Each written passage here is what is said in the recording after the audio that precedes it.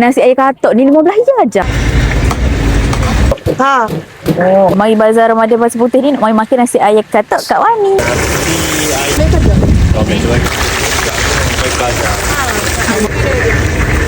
Kak nasi kak. Kak nasi air katak kak. RM15 ya so. Nasi air katak sah. Boleh nasi air katak sah? Banyak nasi dia jin je. Nasi Ha. kita bubuh. Portion untuk 2 orang benar. Oh, 2 orang. banyaknya. Orang kiri pohasa. Saya ni saya separuh ekor. Oh. Tak akan Ha. katak air ni. Oh. Timun dah.